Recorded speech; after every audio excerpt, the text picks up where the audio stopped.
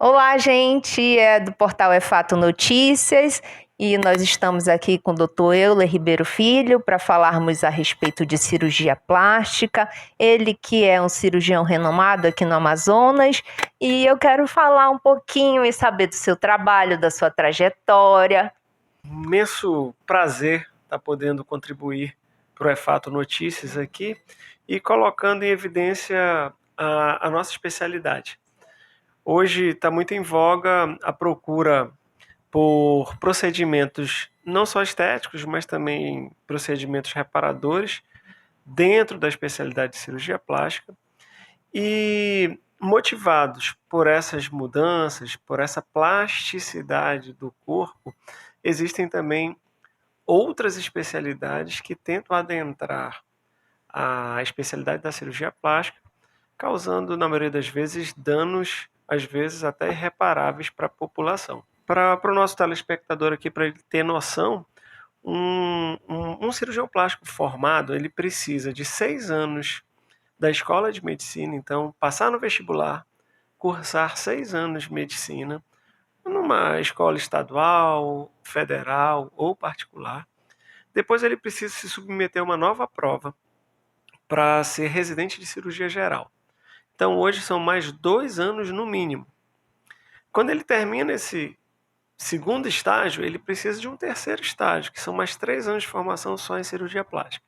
Então, como é que me explicam, dentro de um final de semana, uma pessoa ter a capacidade de ser considerado um médico estético ou um médico reparador, se ele não tem essa formação aí de no mínimo 12 anos, né, estudando?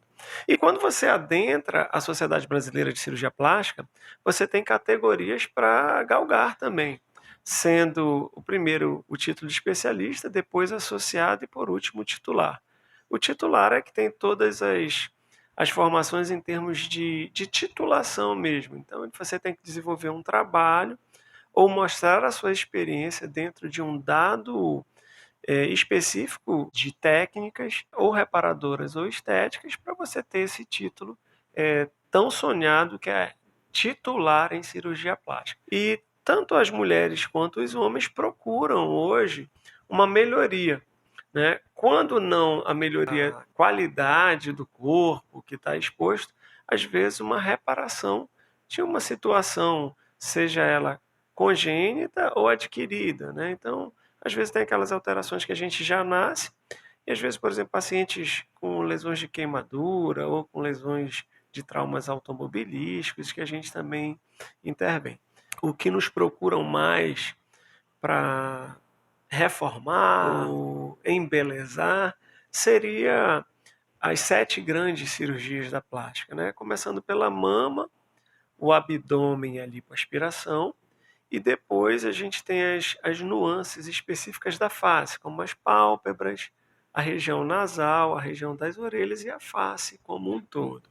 Eu acho que hoje o grande coringa nessa nossa especialidade é a lipoaspiração, que ela foi introduzida na década de 80 e teve uma evolução muito grande em determinadas áreas, mas também teve seus percalços, né? E eu já vi a lipoaspiração do início com cânulas grossas que causavam um grau de embelezamento, mas às vezes causavam muitas depressões no tecido gorduroso, né? Então ficavam com ondulações. Depois nós evoluímos para um desenvolvimento de cânulas específicas, com uma melhor definição e uma espessura bem menor. Hoje nós utilizamos cânulas de 1 milímetro até 5 milímetros, não mais que isso, e de vários materiais, né? Existem até cânulas descartáveis hoje por conta da prevenção de complicações como infecção, essas coisas todas. Mas eu já passei pelas cânulas grossas, depois já passei pela a lipoaspiração ultrassônica, que virou moda e depois caiu em desuso total. Depois me lembro da lipo a laser, que também hoje praticamente ninguém utiliza mais. A lipoaspiração é associada a um equipamento que faz uma rotação diferente em movimento, que é a vibrolipo, hoje ainda muito em voga, que facilita a cavitação e você faz menos esforço. Isso sim é uma evolução importantíssima. E agora, alguns aparelhos que utilizam plasma e energia, intitulados assim, lipoaspiração de alta resolução. E vemos também agora a utilização dessa gordura para enxertos em determinadas áreas. Eu, eu, eu coloco para vocês que eu acho que o enxerto a nível de região glútea, ou então em algumas depressões em região da face, algumas depressões por traumas adquiridos, né, ou congênitos, eu acho isso aí saudável.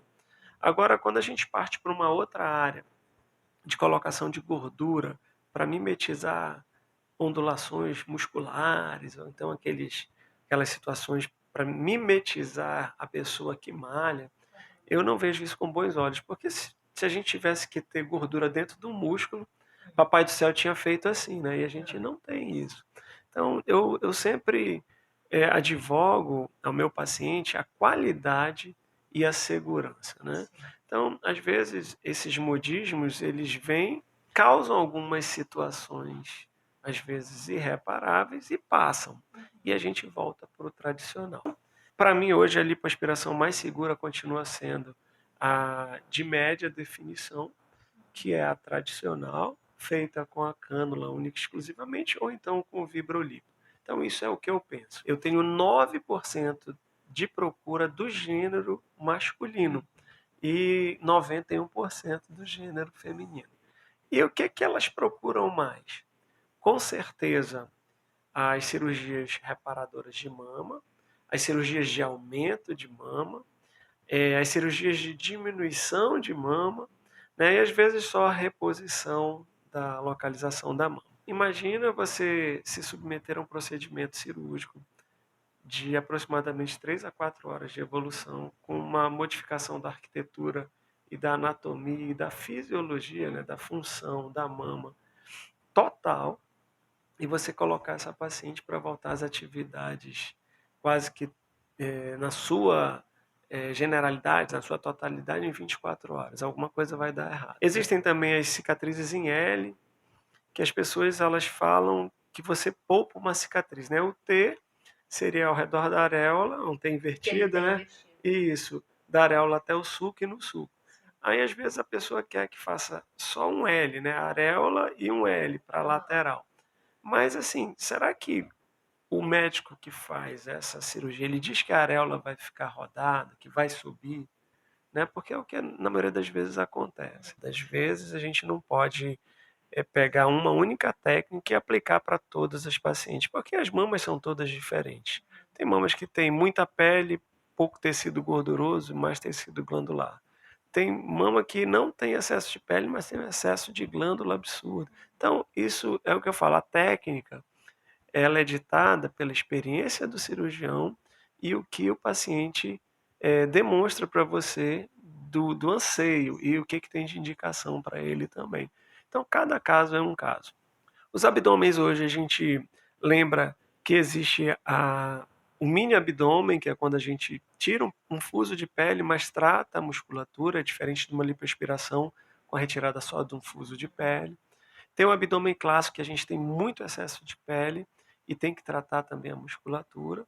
E tem também aqueles abdômenes em avental, muito associados a essas perdas ponderais excessivas, né, que são os ex-obesos, que hoje, graças a Deus, tendem a melhorar não só a qualidade de vida, mas também a qualidade da exposição corporal, através da cirurgia bariátrica, associada à recuperação e o retorno desse paciente às atividades dele como um todo, laborativas e sociais, depois da plasticidade da nossa especialidade. Esse paciente ele tem que passar por um crivo do cirurgião bariátrico, ter a indicação da cirurgia bariátrica, fazer o procedimento e quando ele estabilizar a perda ponderal, que gira em torno de 12 a 18 meses, é quando ele deve fazer a intervenção cirúrgica com o cirurgião plástico. mas a procura pelo cirurgião plástico, eu aconselho entre o 8º e o 12º mês, que é quando o paciente já tem aquelas alterações que ele está vendo que vai precisar de um reparo. O que a gente verifica muito que hoje, essas especialidades que tentam adentrar a parte só estética da plástica, sem a capacidade técnica, nem a capacidade também conceitual da situação, acabam trazendo outros transtornos, né?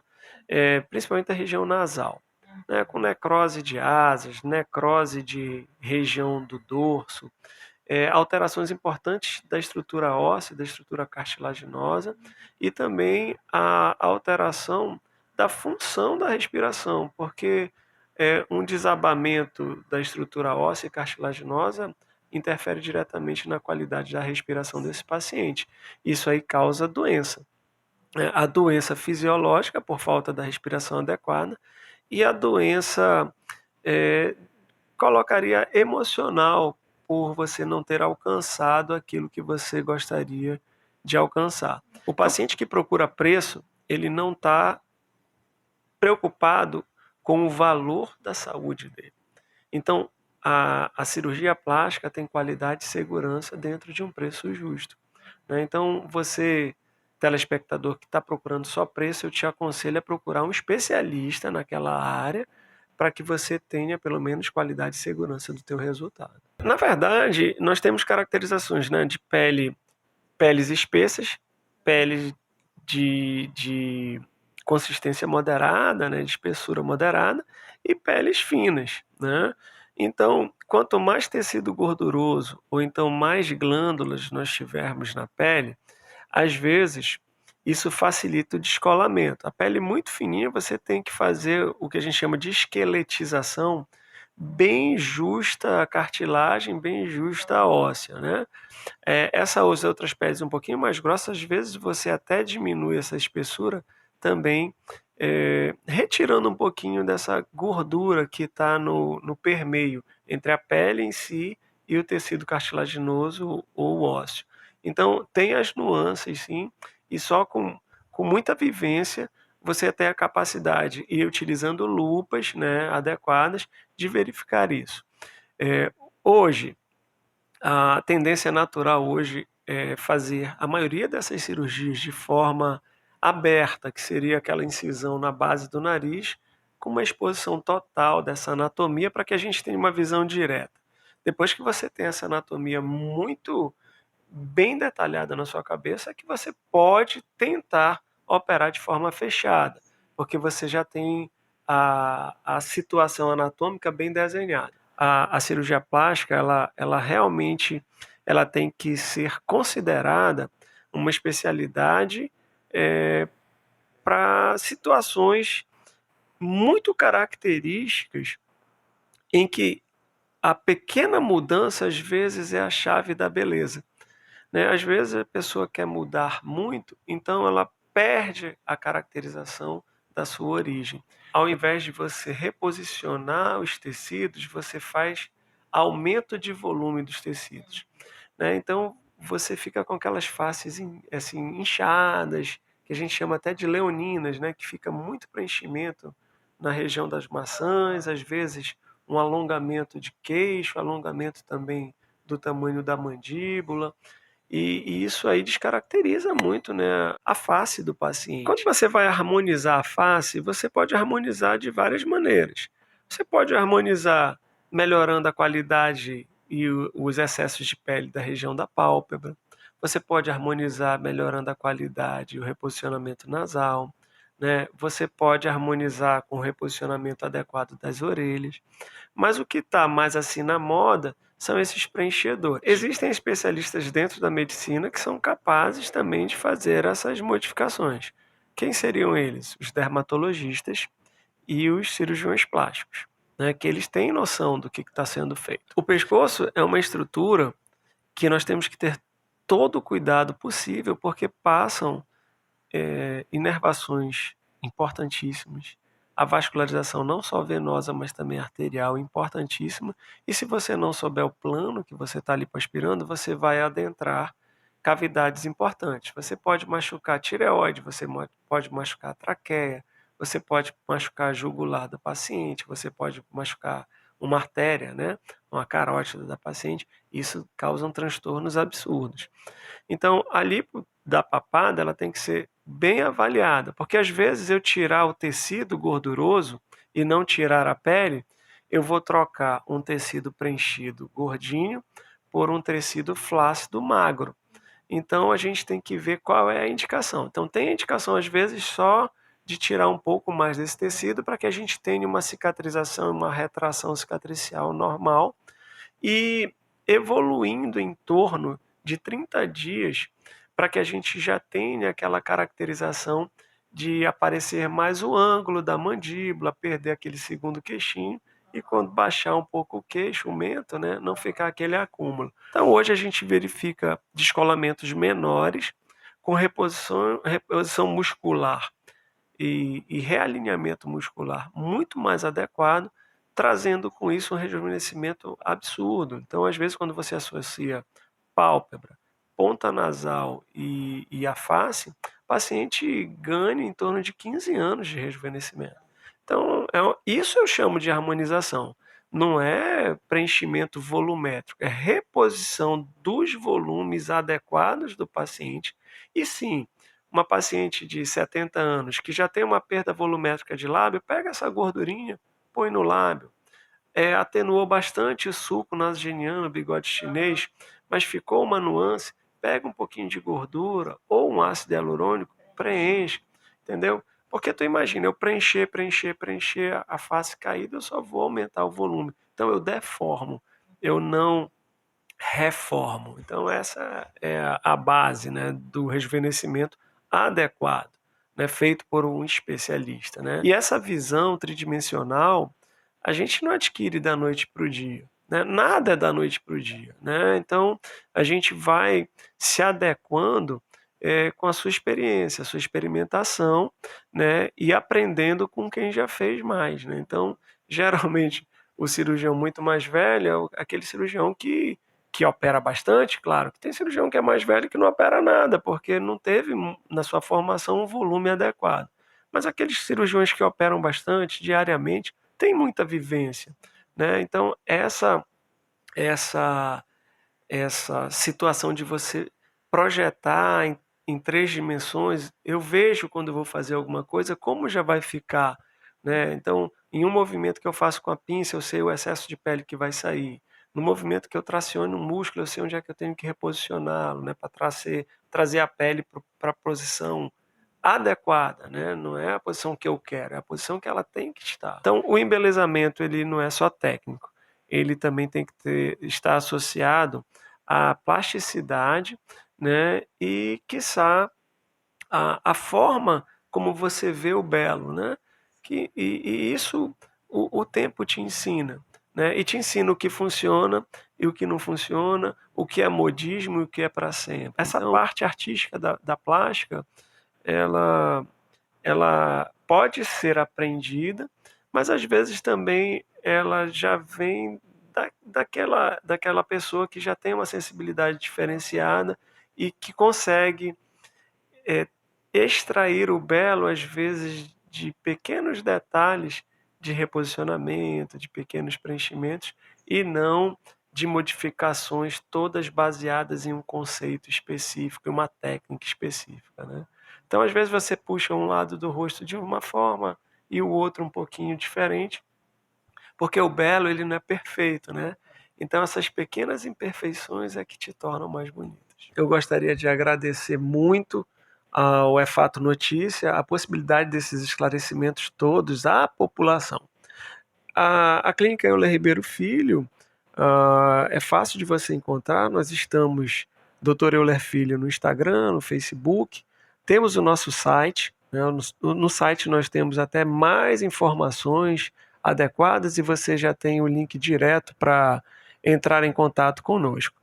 Nós hoje aqui em Manaus temos 34 cirurgiões plásticos capacitados e gabaritados para te trazer felicidade com qualidade e segurança.